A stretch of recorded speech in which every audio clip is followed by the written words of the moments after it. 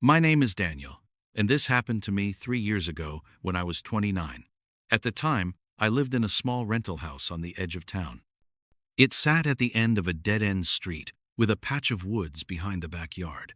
There were only 4 houses on the street, and the last streetlight was 2 houses down from mine.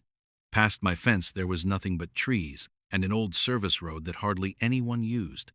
The house had a big sliding glass door in the back that opened onto a small wooden deck and the yard. When I first moved in, that door was my favorite part of the place. I liked being able to see the trees and the sky from the kitchen table. After what happened, I started keeping the blinds closed almost all the time. That week, my girlfriend Megan was out of town visiting her sister. I work from home doing remote tech support, so I was in the house for most of the day. Nights were usually quiet. The neighbors were older and went to bed early. Sometimes I would hear a car on the service road behind the woods, but that was rare. The night it started, I remember feeling tired but calm. It was a Tuesday in early fall. The air had that first chill after a long summer. I had dinner alone, watched some videos, and then put a movie on in the living room. I left the porch light on in the back, but kept the blinds closed on the sliding door. Around 10:30 I heard what sounded like a light knock at the front door. Not the doorbell, just 2 quick taps. I paused the movie and listened. Nothing else. Another couple of taps. I got up, annoyed, thinking it was a delivery that came late. I looked through the little peephole. The front porch was empty. The street outside was still. No car in the drive. No person on the sidewalk. Just the yellow glow from the last streetlight 2 houses down. I wondered if I had imagined it. I opened the door a crack to listen and felt the cool air rush in. The bushes by the porch were still. No sound of footsteps walking away. The houses on either side looked dark. I shut the door and locked it again. I told myself it was probably a branch or the house settling. I went back to the couch and hit play. About 15 minutes later, I heard something from the back of the house. Not loud, just a faint scrape, like wood against wood. At first I tried to ignore it. Then it came again. A slower dragging sound, somewhere near the deck. I muted the movie. The hair on my arms stood up. The only way to reach the deck was through the side gate or from the woods behind the fence. The side gate was latched and heavy. It made a lot of noise when it opened. I had not heard that. I got up and walked toward the kitchen. The blinds on the sliding door were closed, but there were small gaps between the slats. As I stepped closer, I saw movement. The shadow of something tall passed across the slats, blocking the faint glow of the porch light for half a second. I stopped just before the door, heart beating fast. Someone was outside. I could not see them clearly, but the shape was there. I told myself it might be a neighbor checking something in the yard, even though they had never done that before. I swallowed and forced my voice to stay steady as I called out and asked who was there. Silence. I reached for the plastic rod on the blinds and turned it slowly. The slats rotated open. A man stood on my deck facing the door. He was only a few feet away from me, with the glass between us. He wore a dark hoodie with the hood up and a baseball cap under it. The porch light behind him cast his face in shadow, so I could not make out features, but I could see enough to know he was staring directly at me. For a second, we just looked at each other. My mind raced through every possible normal explanation. A neighbor in trouble. Someone who needed help. A drunk at the wrong house. I raised my voice and asked if he needed something. My throat felt dry. He did not answer. He did not move at all. He just stayed there with his hands at his sides, staring in. The longer he stood there without speaking, the more wrong it felt. I said I was going to call the police if he did not leave. He tilted his head slightly to one side, still looking at me. Then, without a word, he stepped backward into the darkness until only the faint outline of his hoodie remained. Then, that was gone too. I grabbed my phone and dialed the non-emergency line. I felt stupid saying the words out loud, but I told the dispatcher that someone had been standing on my back deck and that I lived alone backed up to the woods. I gave a description as best I could. She said she would send a unit to drive through the area. I stayed in the kitchen, staring through the glass, until I saw headlights crawl down the street out front. A patrol car slowed near my house, then kept going to the cul-de-sac, turned around, and rolled back past. I stepped to the front window, and watched as it paused for a minute near my driveway, then continued on. No one came to the door. No one went around back. I did not sleep much that night. Every small creak sounded like a footstep outside. When I did finally fall asleep near dawn, I dreamed about faces pressed up against the glass. The next morning, everything looked normal. The deckboards were dry. The side gate was still latched. The yard was quiet. I almost convinced myself I had made the whole thing worse in my head than it really was. Around lunchtime, my neighbor to the left, a middle-aged woman named Carol, came over to ask if my internet was out. While we chatted, I mentioned the man on the deck, trying to downplay it. Her face changed. She said the night before, around 9, she thought she had heard someone walking through the rocks by the side of her house. She figured it was a cat or the wind. She told her husband, but by the time he checked, there was nothing there. Hearing that made my chest tighten. It was not just me. That evening I went out and checked the side yard more carefully. Near the fence line, in the patch of dirt where I had been meaning to plant some shrubs, I saw it. A partial footprint. Not clear enough for shoe brand, but clear enough to see the heel and the front of a sneaker. It pointed toward my backyard. I called the police again, and this time asked for an officer to come by. A young officer with a buzz cut showed up about an hour later. I showed him the footprint and told him about the man at the sliding door. He listened, took notes, and said they would add extra patrols through the neighborhood for a while. He said it might be kids trying to scare people. That night, I locked every door and window twice. I closed the blinds in every room. I left the porch light on and put a heavy metal bar in the track of the sliding door so it would not open, even if someone managed to undo the lock. It was quiet until around 11. I had the living room lights off and the television on low. Then I heard it. A faint tap on glass from the back of the house. Every nerve in my body went tight. I muted the television and held my breath. Another tap, like a fingernail on glass. I did not want to go back to that door, but I could not make myself ignore it. I picked up the flashlight from the coffee table and walked into the kitchen. The blinds on the sliding door were closed, but the porch light was still on. From where I stood, I could see a slight dark blur where someone might be standing. I flicked the flashlight on and off once, hoping to startle whoever was there. The tapping stopped. My hands shook, but I reached for the blind rod again and twisted it open in one quick motion. No one was on the deck. I stepped closer, pressing my face almost to the glass as I scanned the yard. The fence line, the trees, the corner by the grill. Nothing. The yard looked empty. Then I saw it. Near the bottom of the glass, just above the lock, there were 3 faint streaks where the condensation had been wiped away by fingers. Whoever had been tapping had rested their hand there. I jumped back and my heart hammered so hard I could hear it in my ears. I called 911 this time instead of the non-emergency number. I told the dispatcher that someone had just been at my back door again, tapping on the glass. She kept me on the line while I went to the front door and watched for patrol cars. Within 10 minutes, 2 cruisers pulled into the street. One officer came to the front. The other went around the side, toward the back with a flashlight. They walked the yard with me and checked the deck. The streaks on the glass were still visible. The officer shined his light along the fence and into the woods beyond. From the deck, you could see where the tree line started. Dense brush.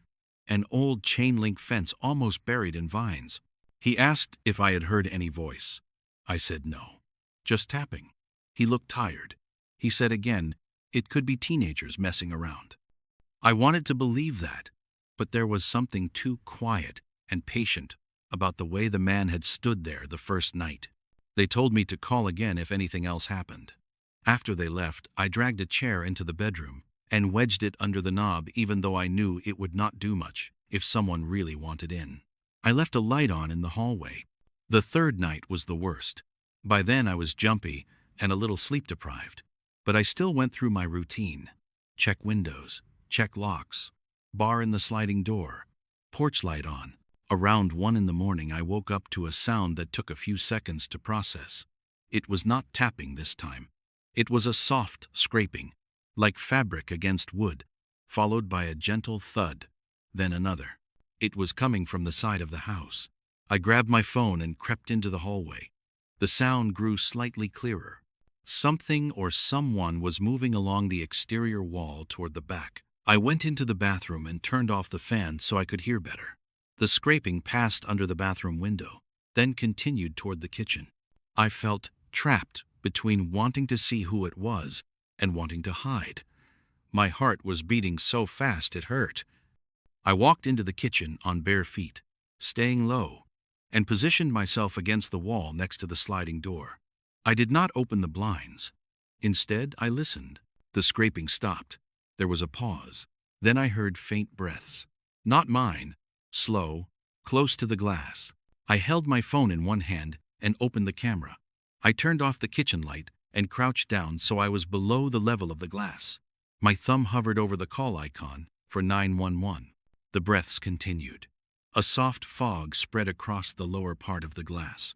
Whoever was out there was standing inches from the door. I could not see him, but I could picture him in my mind. The hoodie, the cap, the stillness. Then came a quiet squeak from the track as he tested the door, trying to slide it. The metal bar I had put down stopped it from moving more than a fraction of an inch, but the sound of that attempt sent a spike of cold through me. I hit call. The dispatcher picked up, and I whispered my address and said someone was outside trying to open my back door. She told me to stay on the line and find a safe place inside. As I backed away from the door, there was a sudden, loud bang. The glass shuddered. Another bang followed. He was hitting the door now, testing its strength. My whole kitchen seemed to vibrate with each hit. I ran to the front hallway, still on the phone.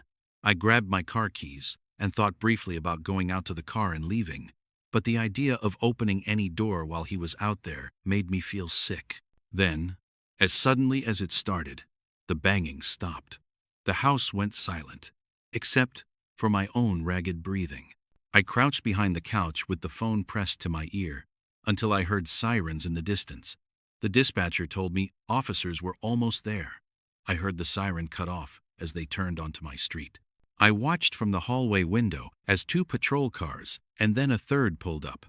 Officers moved quickly, spreading out around the house with flashlights drawn. One knocked at the front door and called my name. When I let them in, my hands were shaking so badly I dropped my keys. I told them everything while they searched the house room by room. Nothing inside was disturbed. The backyard was different. When we stepped out onto the deck, the officer nearest the door stopped and knelt down. On the wood just outside the sliding glass door were fresh scuff marks, as if someone had been dragging their shoes while pushing or kicking at the glass. Along the lower edge of the door frame, the paint was chipped and splintered in a small area. The lock mechanism had scratches on it. He shined his light along the fence line and into the woods again. This time his beam picked up something hanging from the old chain link.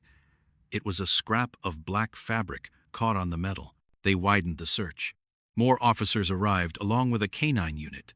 The dog led them down a faint path through the trees to the service road behind the property. There, in the dirt beside the road, they found a crushed cigarette pack and a few cigarette butts ground into the soil, still fresh. The officer came back and asked if anyone I knew smoked that brand. I said no. For the next hour they walked the woods and the road. They did not find the man, but they found more footprints in the soft ground, all leading back toward my fence.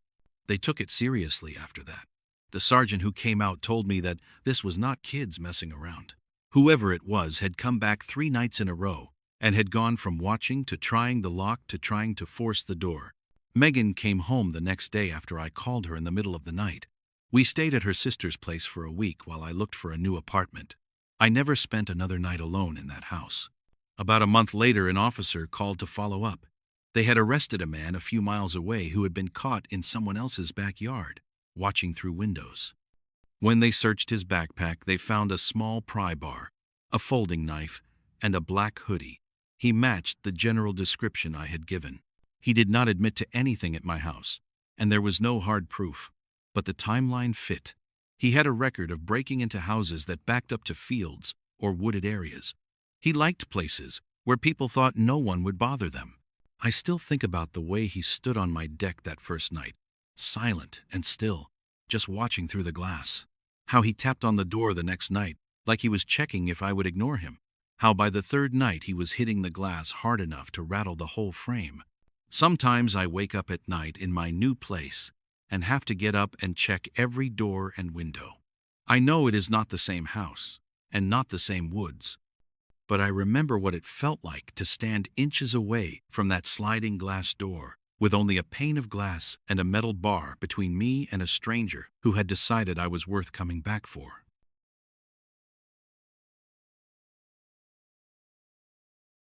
My name is Thomas, and this happened 6 years ago, when I was 30. I lived alone in a small rental house off a county road that cut through miles of farmland. The closest neighbor was 2 houses down. Most nights were quiet enough that I could hear the wind moving through the cornfields behind the backyard. It was the kind of place people picked when they wanted peace or when they wanted to disappear for a while. For a long time, I liked that quiet.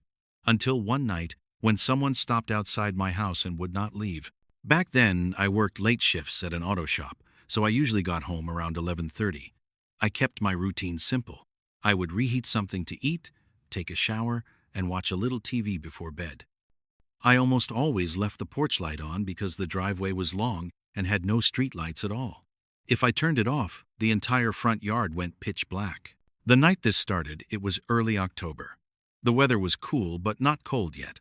I had just finished eating and was in the living room with the TV on low volume. It was around midnight when I heard what sounded like crunching gravel outside. Slow steps on my driveway. At first, I thought it was an animal. There were deer that wandered through sometimes. I muted the TV and listened. The steps came again, steady and deliberate. Too heavy to be an animal. I walked to the front window beside the door and pulled the curtain back just an inch. I saw a faint figure standing at the gate of my driveway. A woman, tall, long hair, wearing a light-colored jacket that almost glowed under the porch light. She stood perfectly still, facing my house. No movement, no sound. She did not approach the door or walk away. She just stared. I assumed maybe she had broken down on the road and needed help. I turned on the porch light and cracked the door open an inch. I called out and asked if she was all right. No answer. I raised my voice. Asked again. Offered to call someone for her. Still nothing. She did not even shift her weight. Something about the way she stood there made my stomach twist. Her arms hung at her sides, stiff, like she was holding her breath and waiting for something. The porch light cast a shadow over her face, so I could not see any expression. I shut the door and locked it.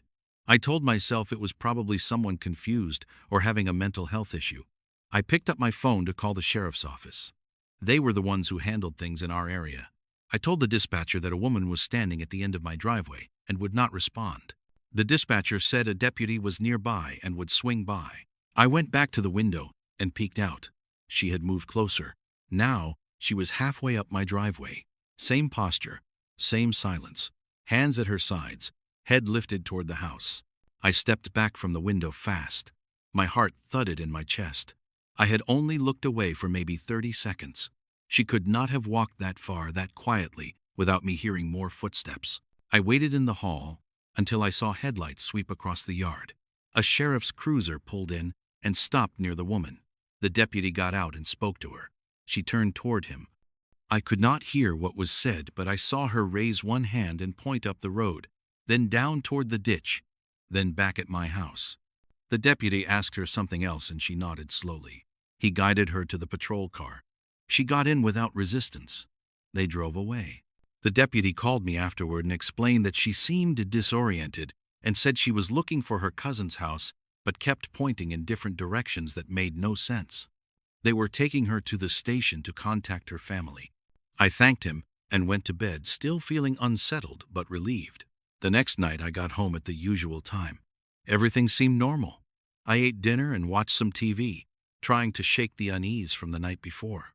Around 1 in the morning I decided to call it a night. I brushed my teeth and turned off the living room light. As I walked past the front window, something caught my eye. A faint shape near the end of the driveway. I froze. My heart started pounding in my ears. It was her again. Same jacket, same posture, same stillness. I stood there, staring through the small crack in the curtain. She was turned directly toward the house. The porch light wasn't on this time, so she was mostly a silhouette against the dim glow of the sky. I stepped back and tried to calm myself down. I grabbed my phone and called the sheriff's office again. The dispatcher asked if she was doing anything threatening. I said no, but she had come back after being picked up the night before and that she was just standing there staring at my house. This time, it took almost 20 minutes for a cruiser to arrive. I watched from the window as the deputy pulled in and got out. The woman did not move.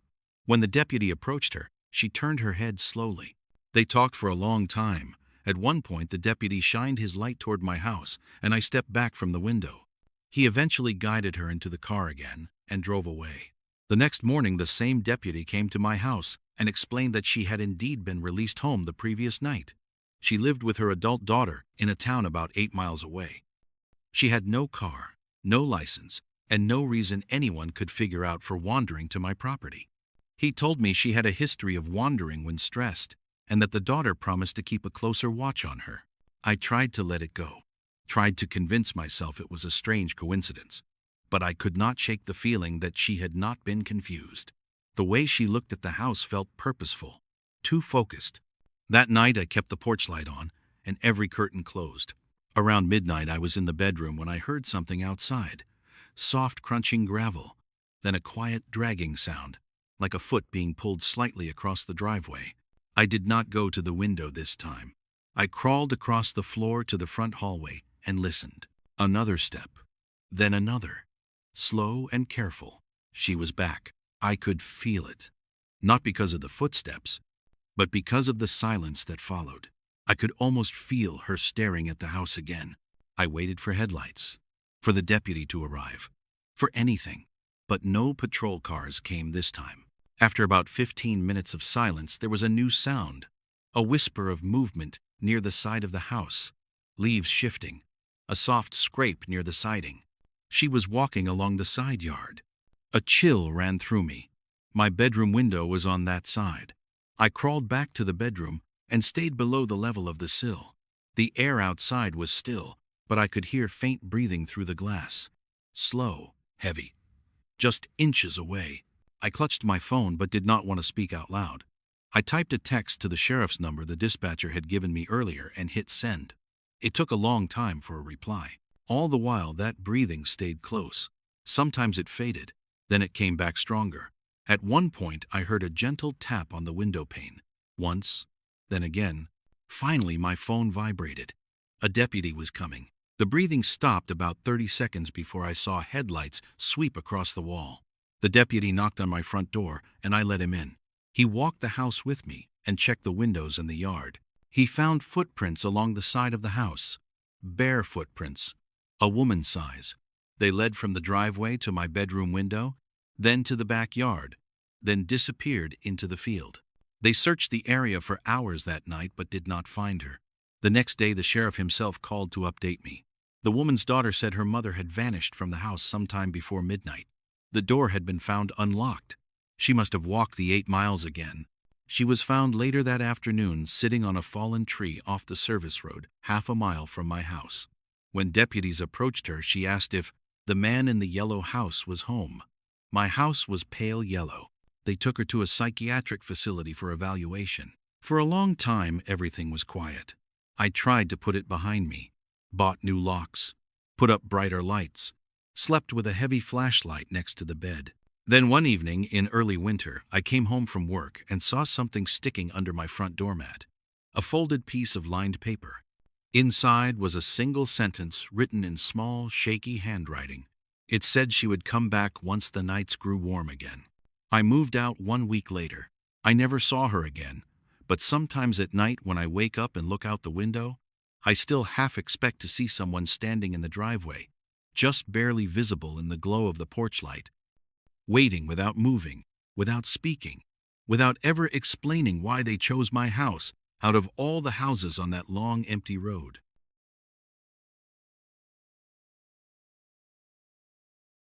My name is Eric, and this happened 4 years ago, when I was 31 and living in a 2-story rental with a finished basement.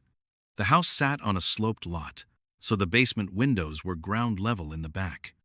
You could stand outside and look straight in if you really wanted to. I never thought much about that when I moved in. I should have. The neighborhood was quiet. Families, older couples, a few houses that looked empty most of the time. My place backed up to a narrow walking trail with a row of overgrown bushes on each side. It sounded peaceful when I signed the lease. In the fall, it became something else entirely. At night, the trail turned into a dark corridor where the wind moved through the leaves, just enough to make you think someone was walking on the other side. Back then, I worked from home in tech support. Long nights, staring at a screen, answering calls from people who could not get their printers to connect. I used the basement as my office because it stayed cool and quiet. It had a long desk, a couch, and a small bathroom. Two ground-level windows faced the trail behind the yard. I kept the blinds half closed during the day. At night, I usually shut them all the way. Usually, the night this started, I was finishing the last call of my shift around 11:45. I remember because I was impatient and ready to shut everything down.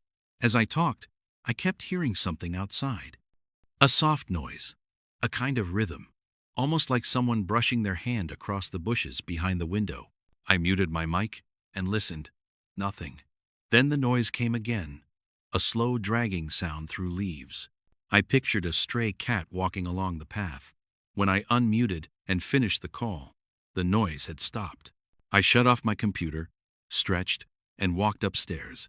I brushed my teeth and fell asleep fast. A quiet night. Nothing else.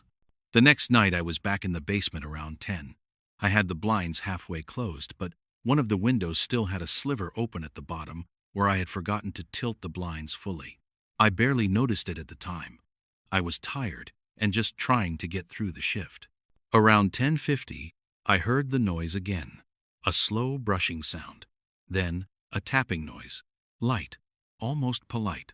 I turned in my chair and looked at the window. Through the small sliver at the bottom, I saw darkness and nothing else.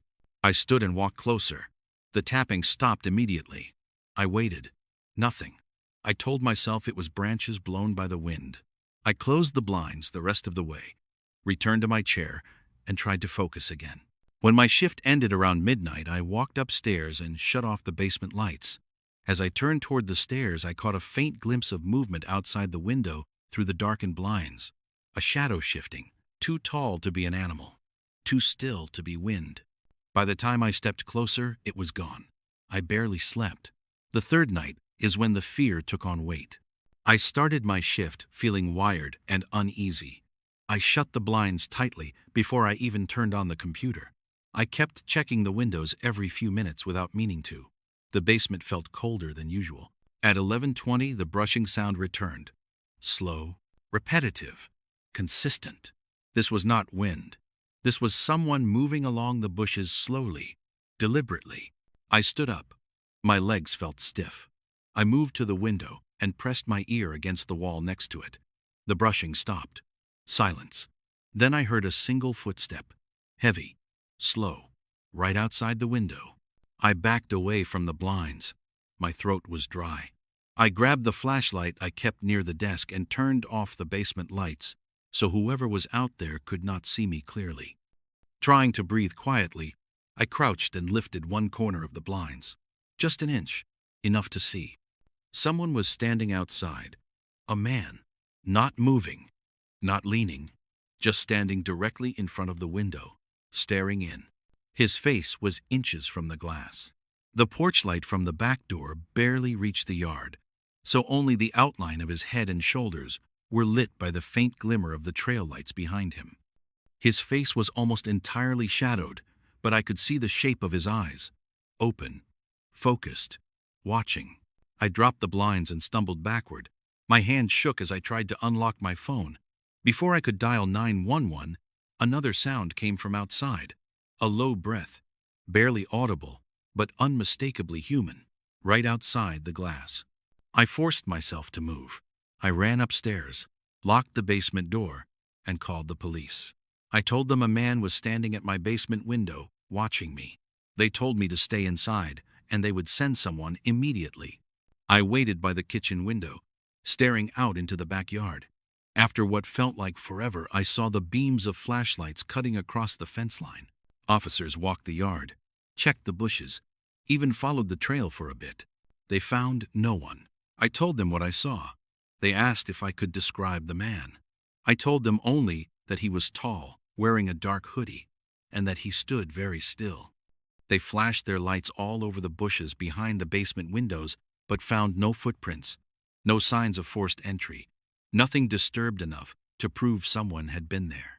They suggested maybe I saw a reflection, or a shadow, or someone passing by on the trail who kept walking. I knew what I saw. That man was inches from the window. He was not passing by. He was facing the house, waiting, watching. They did a final sweep and left. I slept on the couch upstairs that night with the lights on. The next day I checked the area behind the basement windows in daylight. The ground was packed dirt with patches of dead leaves. There were marks, but nothing clear. The bushes had some broken branches, but that could have been from wind or animals. That night, I almost considered calling out of work, but I did not want to admit to myself that the basement scared me. I told myself the police had checked everything and no one was there. At 10:30, I went downstairs. I left the upstairs door open because I did not want to feel boxed in. I sat at my desk and kept the blinds closed tight. I tried to focus on work, but every small sound made me flinch. At 11:15, the brushing sound started again. Slow, methodical, coming from the right window this time. My pulse raced. I stood quietly and turned off my monitor so the light would not show through the blinds. The brushing moved from the right window to the left. Something was moving along the outside wall. I grabbed the flashlight again and slowly approached the left window. My hands shook so much the beam and the light trembled inside the glass. I got close enough to place my ear against the wall. Breathing. Quiet, but clear. Someone was right outside. Then something tapped the window once. Just once. A single deliberate tap. I backed away, heart racing, and reached for my phone. Before I dialed, I heard something that froze me in place. The basement window latch jiggled, lightly. Then again, someone was testing the lock. I ran upstairs and locked the basement door again. I could hear nothing now but my own breathing. I called 911 and told them whoever had been outside last night was back and trying the window. They sent officers again. This time I met them at the front door before they even knocked. 2 of them swept the house, and 2 searched the yard again. The one in charge told me something that drained the blood from my face. They found impressions under the left basement window, kneeling impressions. A person had been kneeling there for several minutes. They looked around for shoe prints, but the ground was too dry. Still, kneeling marks meant this was real. It meant someone had been crouched right outside, staring in at me. They told me to keep the basement blinds closed, lock all windows, and if it happened again, to call immediately. They also suggested installing cameras if I could. I barely slept again. The following night I decided not to work in the basement. I brought my laptop upstairs and set up at the kitchen table. I kept the basement door locked, but around 11:50, as I sat in the quiet house trying to focus on work, I heard it again. The brushing sound, but not from the basement this time. From the side of the house, moving toward the living room windows. My heart sank. He had moved to the upper windows. I turned off the living room light and waited. Slowly, I approached the side window, staying low. I lifted the curtain just enough to see out. There was a silhouette standing near the bushes by the corner of the house, tall, still, facing the window. I dropped the curtain quietly and stepped away. Another tap on the glass behind me. The living room window. A slow, deliberate tap. I moved to the front hallway. I called 911 again. My voice shook so badly I could barely get my address out. The dispatcher told me to stay away from the windows and wait for the officers. Outside, the tapping moved along the windows. Living room, then dining room, then kitchen. As if he was walking all along the house perimeter, checking every window. The footsteps stopped right outside the kitchen. Then came the slow breathing again. I grabbed a kitchen knife and backed into the hallway. Every light in the house felt too bright. Every shadow felt like it was watching me. When the officers arrived, the footsteps vanished. They found nothing again except for a new set of kneeling impressions. This time, below the living room window. That was it for me. I spent the rest of the night at a friend's place. The next morning I talked to my landlord, gave notice, and started packing. I moved out within 2 weeks. About a month later I got a call from the officer who had handled the reports. They had arrested a man loitering near the trail behind my old house. He had a record of peeping, stalking, and unlawful entry. He matched the height and build I had described. When they searched the area where he had been hiding, they found a small, worn backpack with gloves, a mask, and a screwdriver. They also found a notebook with sketches of houses. Mine was one of them. The officer told me I had probably left just in time. He never said it directly, but I could hear it in his voice. This man was not just watching. He had been planning something. To this day, I cannot stand basements with ground-level windows. I keep every blind in my apartment closed tight after dark. And sometimes, late at night, when the wind moves through the bushes outside my building, I still hear that soft brushing sound and feel certain that if I looked out, someone would be kneeling there in the dark just inches from the glass, staring in at me, patient as ever.